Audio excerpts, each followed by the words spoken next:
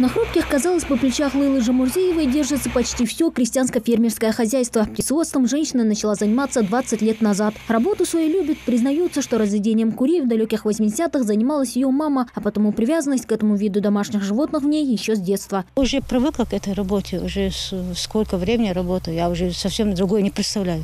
То ли история Лейлы так вдохновила студентов, то ли полезный и весьма интересный фермерский труд. Ребята то и дело заваливают вопросами опытного специалиста по разведению кур. Именно эта порода пернатых, признается Лейла, самая востребованная. Бройлеры способны набирать вес всего за пару недель. Уже максимальный вес уже в фугер. Уже на забой готовы ешь.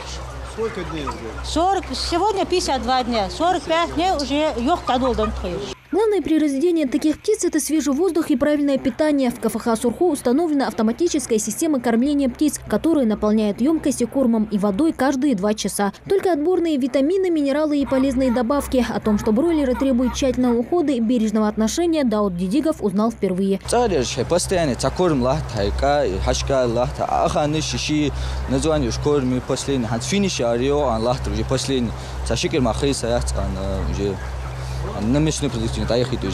От птицевода со стажем Лейлы Жамурзиевой можно узнать и не такое. К примеру, по куриным лапкам можно определить ее возраст. Если они пожелтели, то птица считается созревшей, а состояние здоровья курей и вовсе узнают необычным способом. Как идет? Выдавлять мы что ходим?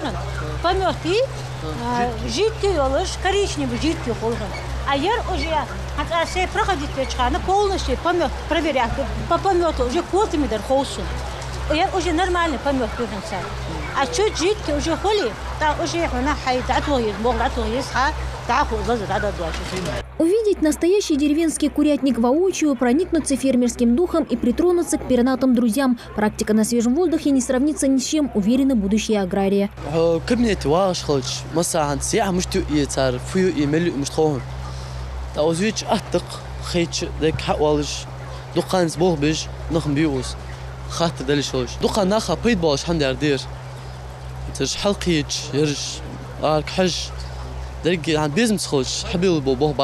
С развитием сельского хозяйства необходимость в молодых специалистах только растет. К тому же именно эта профессия в числе самых востребованных в республике. А потому и студенты-аграрии всегда смогут найти занятия по душе, уверен Абуязид Хабриев. Фермеры, частники, птицеводством заниматься здесь.